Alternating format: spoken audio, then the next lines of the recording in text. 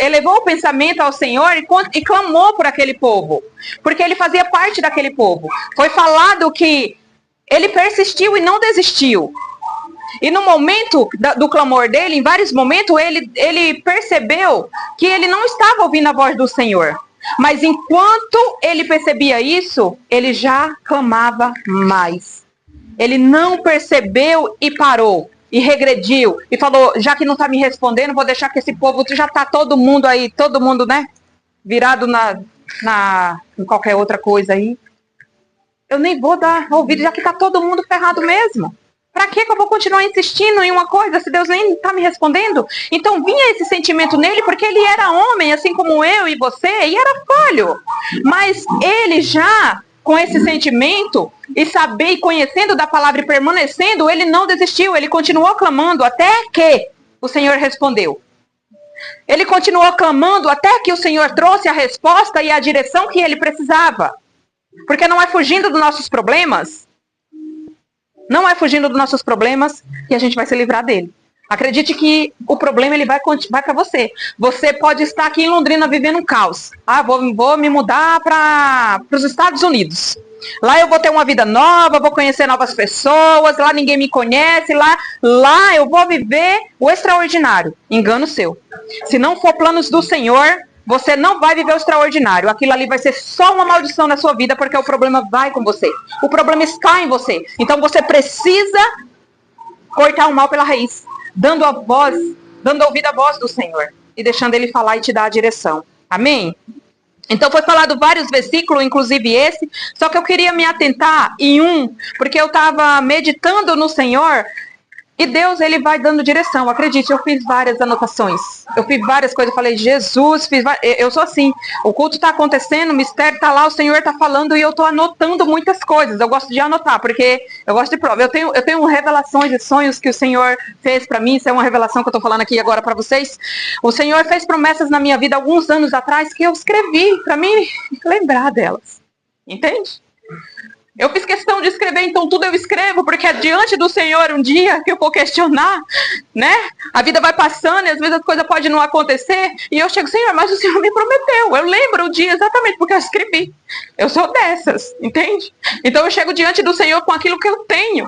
E muitas das vezes é a fragilidade, muitas das vezes é o choro de emoção, porque eu sei que esse Deus é poderoso para fazer nova todas as coisas na nossa vida. E as promessas que Ele me prometeu, independente do tempo que tenha passado, eu sei que vai se cumprir. E domingo eu estava lá anotando, como todos os outros, anotando um monte de coisa. E ali o Espírito Santo já foi ministrando ali. E durante a minha semana não foi diferente. Então ele me deu a direção para um outro livro. Ele me deu a direção para uma outra palavra que não vai fugir dessa.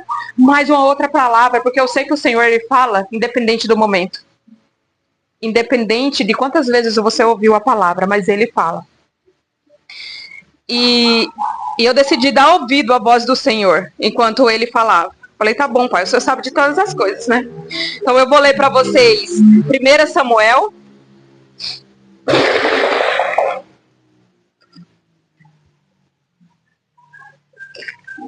Samuel 3:1.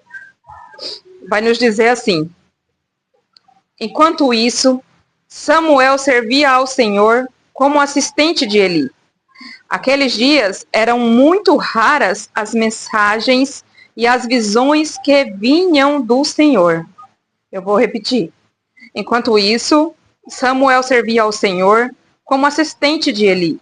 Naqueles dias eram muito raras as mensagens e as visões que vinham do Senhor.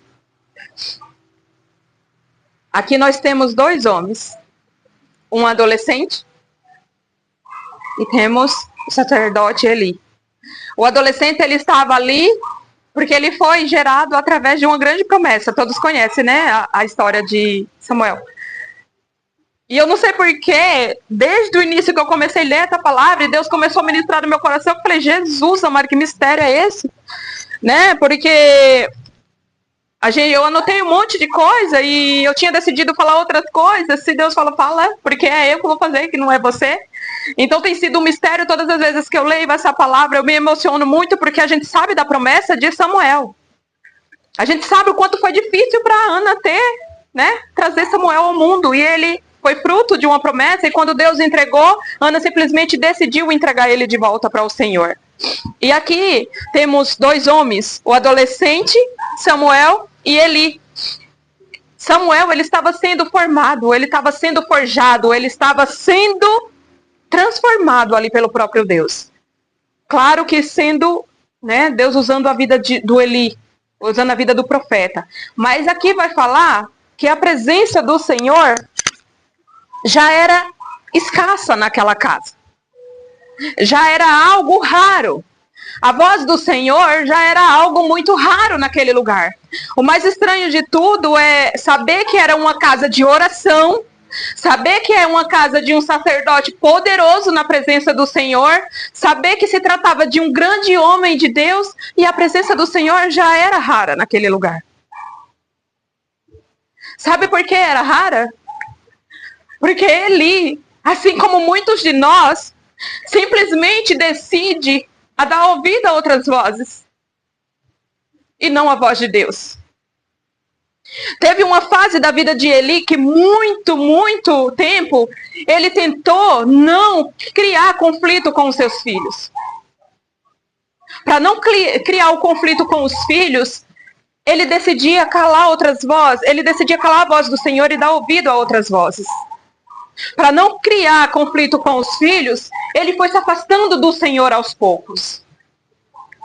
E acredite, isso não aconteceu do dia para a noite na vida de Eli. Foi gradativamente, assim como na minha e na sua vida, muitas das vezes, se não vigiarmos, acontece. Muitas das vezes trazemos prioridades para nossas vidas. Muitas das vezes olhamos para outras coisas, damos importância para outras coisas, para outras vozes, para outros lugares, outros convites, e não ouvimos a voz de Deus. Muitas das vezes o Senhor fala e porque você está dando ouvido a outras vozes, você não ouve. Aí você se questiona, mas Deus não está respondendo. Será que não é você que não está mais clamando como antes? Será que por conta de algo pessoal seu, que você acha que já está bom o suficiente, você já não ora mais, já não busca mais, já não jejua mais como antes? Você já não chora mais na presença do Senhor como antes? Porque por muito tempo Eli foi assim, para não magoar os filhos, e enquanto ele deixava os filhos fazer aquilo que eles queriam, ele se afastava. Isso foi deteriorando a intimidade de Eli com o Senhor. Foi afastando ele.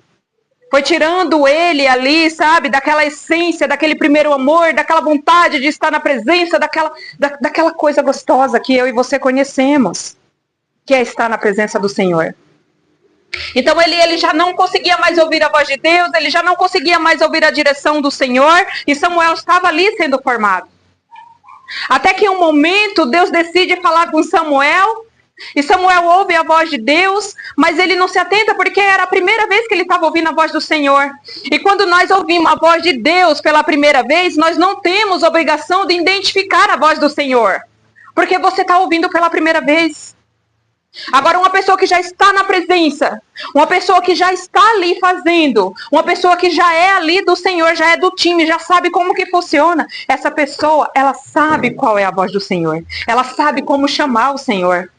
Entende? Então a única voz presente que Samuel tinha naquele momento era a voz de Eli. Aí ele vai até Eli e conta o mistério que está acontecendo ali. Eli, já sabendo qual que era o mistério, e orienta Samuel a fazer o quê? Vai, te deita, e se voltar de novo a te chamar, você fala o quê? Eis-me aqui, Senhor. Estou disposto.